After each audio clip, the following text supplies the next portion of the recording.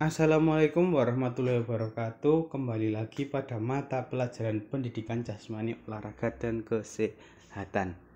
Nah, pada pertemuan kali ini kita akan bahas tentang salah satu permainan bola kecil, yaitu ada permainan bulu tangkis atau sering disebut di orang Indonesia itu sebagai badminton. Langsung saja. Bulu tangkis adalah olahraga yang menggunakan raket sebagai alat pemukul dan shuttlecock sebagai objek pukulan ataupun sering disebut sebagai bolanya. Nah, yang pertama itu shuttlecock merupakan bola dalam permainan bulu tangkis yang terbuat dari bulu angsa, bulu ayam, dan sebagainya. Panjang dari bulu itu sekitar 60-70 mm dengan diameter gabus pada bagian bawah itu 25-28 mm dan jumlah helaian bulu itu 14-16 helai serta berat dari shuttlecock itu sekitar 4,7-5,5 gram. Nah, kalau kalian beli shuttlecock itu biasanya ada di bagian wadahnya itu ada speed dari shuttlecock. Nah, di situ kalian bisa memperhatikan speednya karena dalam penggunaan shuttlecock ketika kita menggunakan lapangan indoor dan lapangan outdoor itu tentunya sangat mempengaruhi sehingga kita harus memilih speed yang dirasa oleh kita itu dipakainya nyaman agar saat kita melaksanakan permainan ini merasa shuttlecocknya tidak terlalu berat dan tidak terlalu cepat seperti itu. Nah, dalam bermain bulu tangkis, shuttlecock dipukul hingga melewati jaring ke tempat lawan untuk mendapatkan angka. Nah, jadi dalam permainan bulu tangkis itu pemain akan berusaha semaksimal mungkin agar bisa memukul shuttlecock hingga melewati net dan bisa jatuh di pertahanan lawan agar bisa mendapatkan poin. Nah, selanjutnya itu ada raket. Nah, raket memiliki panjang maksimal dari ujung bawah sampai ujung atas itu 68 cm dan lebarnya itu pada bagian tempat untuk menaruh senar ataupun tempat untuk merangkai senar itu 22 cm. Panjang kepala raket atau area senar. Nah, area senar itu 28 cm dengan lebarnya 22 cm. Nah, untuk beratnya sendiri itu sekitar 150 gram. Itu yang berat maksimal. Berat maksimal dari raket itu 150 gram. Tapi biasanya dengan raket yang biasanya dijual di toko digunakan oleh pemain-pemain pemula itu biasanya sekitar beratnya 85 graman. Itu biasanya. Kemudian ada ukuran lapangan dalam olahraga bulu tangkis. Panjang yaitu 13,4 meter, lebar 6,1 meter. Nah, untuk bentuk lapangan bulu tangkis bisa kalian lihat seperti pada gambar yang sudah saya tampilkan. Kemudian untuk panjang net itu 6,10 meter, lebar net itu 0,75 meter dan ketinggian net itu 1,525 meter. Nah, ini untuk spesifikasi standar yang biasa digunakan. Nah, jumlah pemain ada pemain tunggal yaitu 1 lawan 1 dan biasanya dimainkan oleh putra maupun putri. Jadi pemain tunggal putra itu 1 orang putra melawan 1 orang putra dari tim lawan. Kemudian ganda yaitu 1 tim terdiri dari 2 orang. Jadi ganda ini 2 orang pria melawan 2 orang pria ataupun 2 orang perempuan melawan 2 orang perempuan. Ada ganda campuran yaitu terdiri dari 2 orang yaitu 1 orang laki-laki 1 orang perempuan melawan 1 orang laki-laki dan 1 orang perempuan dari tim lawan. Nah, kalau sekarang ada juga jumlah pemain itu 3, jadi 3 versus 3 itu sudah mulai dikembangkan. Kemudian untuk penghitungan skor dari permainan bulu tangkis.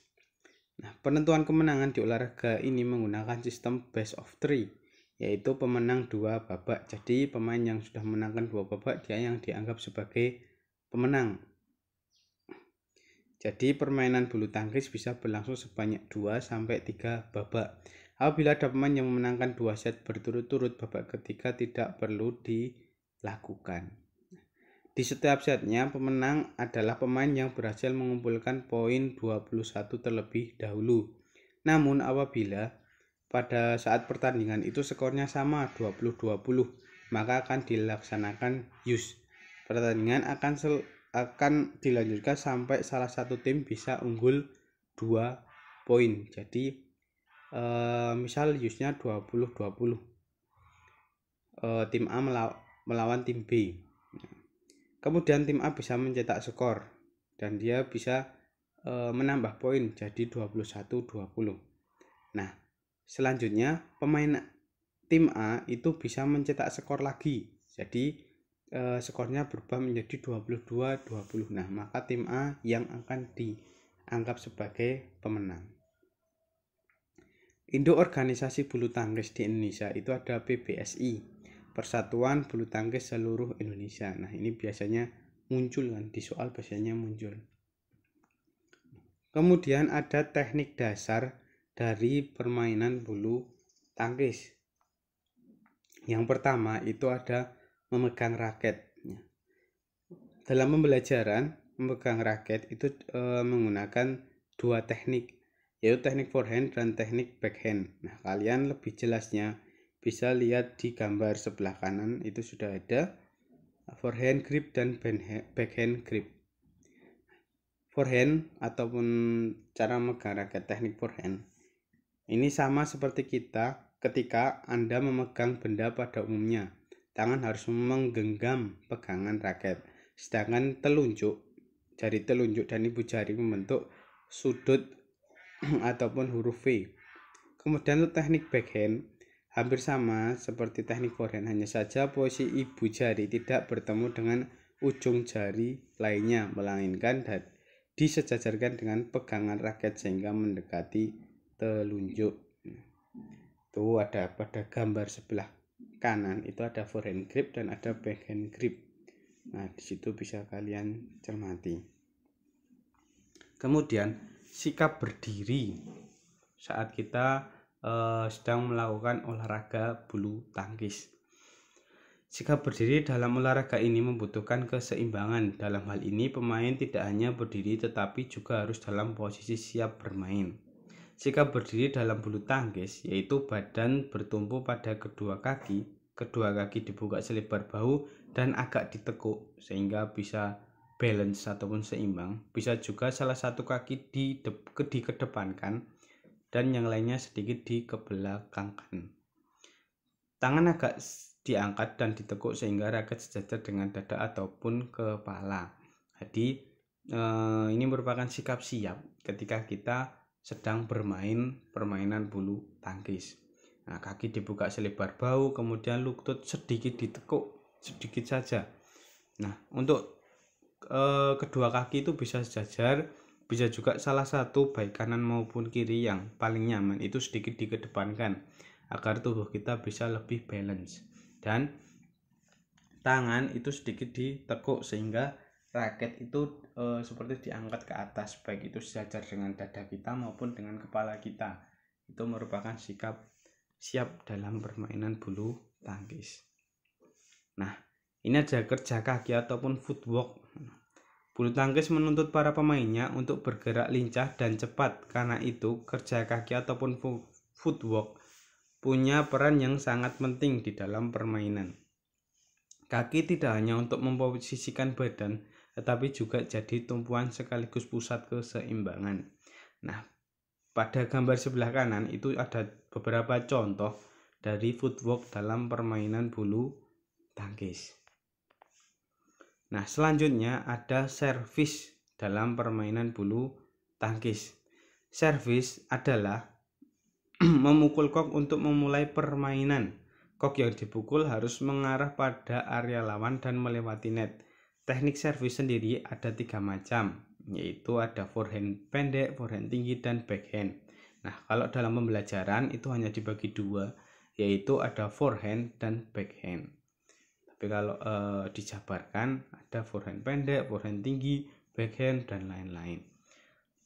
Nah, yang pertama ada forehand pendek, itu pemain memukul kok dengan tidak begitu kuat, akibatnya kok meluncur dan akan jatuh di sekitar net atau di area depan tim lawan.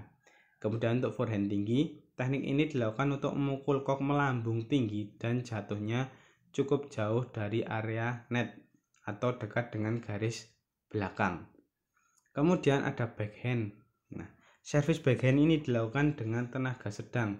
Tujuannya agar kok bisa jatuh di dekat garis serang lawan dan mendarat setelah sedikit melewati net. Hal ini juga bertujuan agar lawan kesulitan mengembalikan serangan. Jadi, dalam olahraga bulu tangkis, itu servis tidak hanya sebagai tanda dimulainya suatu permainan atau suatu pertandingan, tetapi servis juga bisa digunakan sebagai serangan awal dalam suatu pertandingan bulu tangkis. Kemudian ada teknik memukul shuttlecock. Nah, teknik memukul dan mengembalikan serangan bisa bermacam-macam. Setiap tekniknya juga bisa menjadi penentuan kemenangan tim. Nah, ini ada beberapa teknik memukul dari shuttlecock, yaitu ada lob, drop shot, drive, netting, dan smash. Nah, di sini saya hanya akan menjelaskan sedikit. Nanti agar lebih jelasnya kalian bisa buka di Google Classroom. Nah, di situ sudah ada penjelasan dari masing-masing macam-macam pukulan dalam permainan bulu tangkis. Yang pertama itu ada lob. Teknik ini dilakukan dengan cara memukul kok agar bisa terbang setinggi mungkin dan jatuhnya di belakang garis lapangan, area tim lawan. Pukulan seperti ini biasanya akan membuat lawan kewalahan sehingga mereka pun jadi cepat lelah. Jadi pukulan lob ini bertujuan agar shuttlecock itu bisa jatuh di sekitar garis belakang dari pertahanan lawan. Kemudian ada drop shot. Pukulan drop shot bertujuan untuk mematikan pergerakan lawan. Pukulannya dilakukan secara lurus dan menggunakan tenaga kecil atau pelan. Tujuannya agar kok bisa jatuh di sekitar net. Teknik ini sering digunakan untuk mengecoh lawan. Pemain biasanya akan melompat dan pura-pura hendak melakukan smash sehingga tim lawan pun bersiap-siap di area belakang untuk menerima smash. Akan tetapi, pukulan yang dilakukan ternyata adalah drop shot dan tujuan kok dari pukulan drop shot itu akan jatuh di sekitar net ataupun di sekitar dekat net, sehingga pemain lawan itu akan terkecoh karena dia awalnya mengira tim lawan itu akan melakukan smash sehingga dia akan bertahan ke belakang, sedikit ke belakang.